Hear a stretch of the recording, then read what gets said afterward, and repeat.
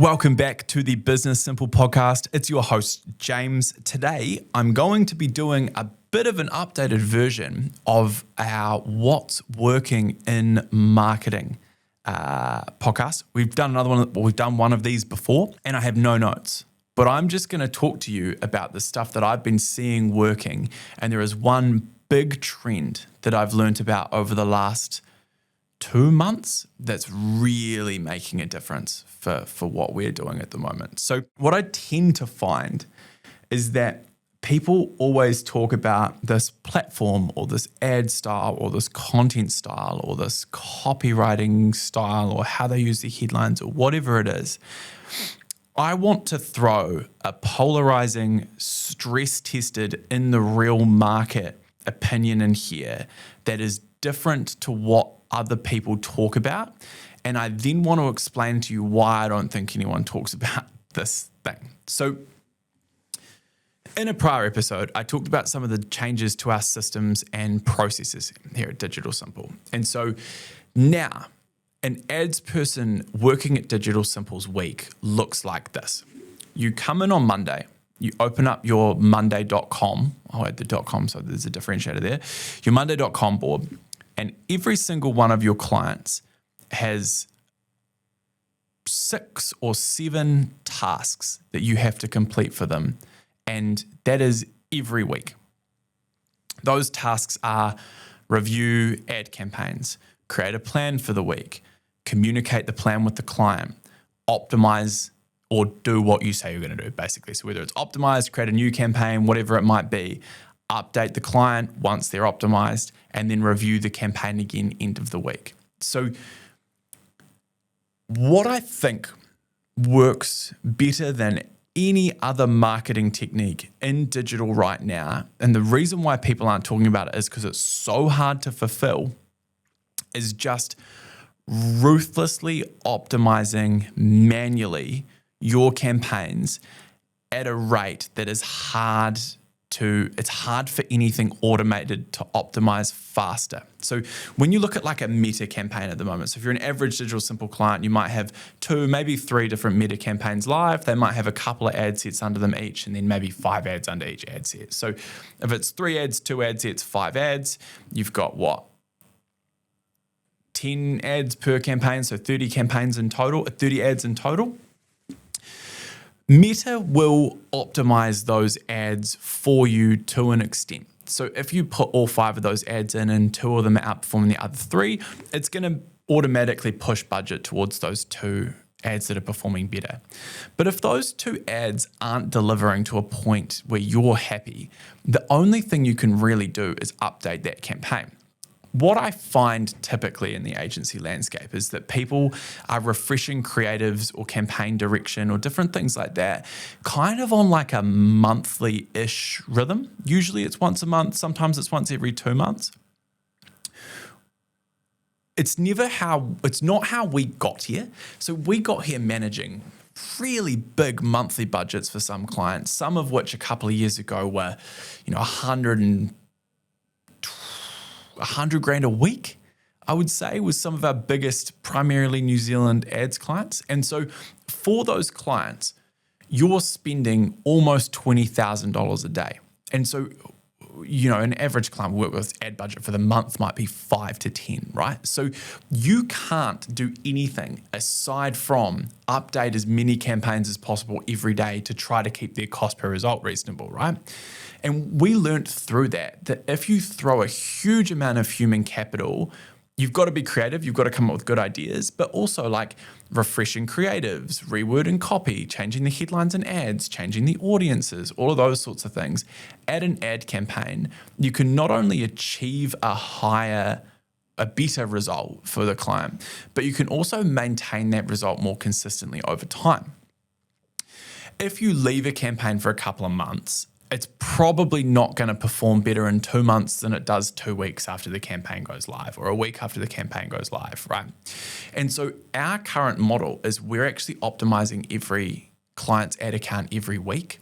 And with that, we're seeing, and some of them are 2 or 3 times, some of our biggest spenders, but every client, doesn't matter how low your retainer is, our ads people have to touch your account every week. And then as the retainers get higher, the regularity that they're in those ad accounts increases. So what I think works best in this new marketing era where so much is like automation or AI driven or algorithm driven in terms of how budget's working is actually kind of almost manually overriding what you're doing digitally. Challenging your past campaigns. If you need a 5 times return on ad spend in an e-commerce campaign to be profitable and you've got a campaign at 7 times, it's really easy to not change that campaign because you're like, I'm above KPI, life's good. So you just leave it, right? But what if you could have 10 through the next 4 optimizations you make, 10 times ROAS, that you never get there because you never make the optimizations that are needed? And so this is kind of a big thing that we've flipped on its head, and our delivery team takes on a lot of pressure for this. So we've got a digital marketing lead running our ads team and 5 people in the ads team with an average client per ads person ratio of maybe 10 to 15, which is considerably lower than industry standard.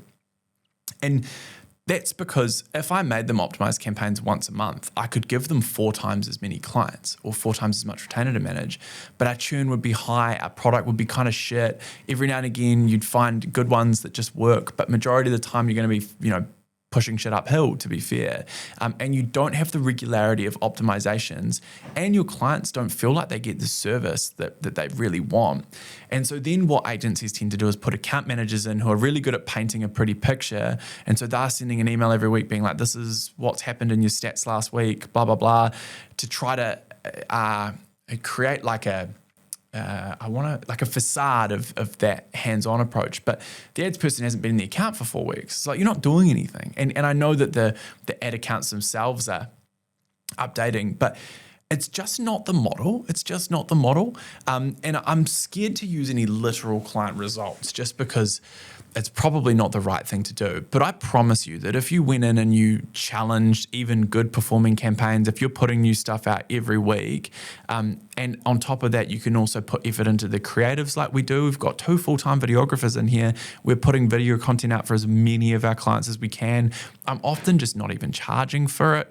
If it's an ads client or if it's something related to ads, I kind of just soak the costs up because we're just trying to put the highest volume of good messaging out there that we possibly can. And with that, we are seeing the outcomes that we want. It's resulting in better results for our clients, which leads to less client churn for us. We have our actual campaign managers contacting the clients and doing all that sort of stuff each week. And that's helping our clients to understand fully what we're doing behind the scenes, which is really helping them understand what they're actually paying us for, which is quite strategic, complicated work where, if you break down what they pay us per week versus the amount of hours that they're getting per week, they're actually getting really good value for money by having an agency involved. And it helps us stack up against, someone who's got an internal marketing person or something like that as well. So I think what is working in marketing right now is super high touch across your campaigns. Now, secondary to that, there are platform trends. Meta loves video. LinkedIn's great for targeting. Google search gets you really high intent traffic.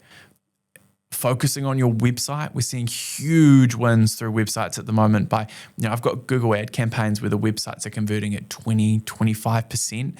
And so that's massively reducing the cost per conversion across those Google search campaigns. But with Google search, you're always limited by how many people are searching for that keyword any day. Whereas on Meta, you don't have that limitation. And so if you can get your cost per lead from $30 down to $18, and you've got a budget of $3,000 a month, that takes you from 100 leads to nearly 200 a month, 180 or something like that. So it has a really big difference on the volume of people you're talking to, and that in itself is going to amplify the number of opportunities that you got, and then further down that funnel, the amount of sales that you'll get. So if your marketing isn't working, that's where I'd start. More campaigns, more messages, more optimizations, throw brute human capital at it. And if you're already throwing human capital at it and you're doing everything you can, Then start worrying about your creatives probably, and integrating video would be the next step. If you've got a problem where you're not getting any high intent leads, add some Google in. And if you've got a really narrow B2B audience that you're looking to target, LinkedIn's your spot. But yeah, the probably the only other thing, and this is one that I've talked about a lot too, is brand versus sales marketing, and the number of our clients now that are sitting on what will probably be their best years ever, that have invested heavily in brand over the last 2 years and are now reaping the rewards of that, is super high. But there's a bigger question there where, like, sure, you know, investing in brand for 2 years sounds great, but how do you get a return over those 2 years? And how do you balance your sales messaging with your brand messaging, which I will cover off in a different podcast, because that is something that I'm learning a lot about. So anyway, that's my thoughts on what is working in marketing at the moment. If you've listened to me waffle on so far, thank you. Second episode back, a little dusty, but it's good to be back here. Lots more content coming soon. And yeah, I'll see you on the next one. Thank you.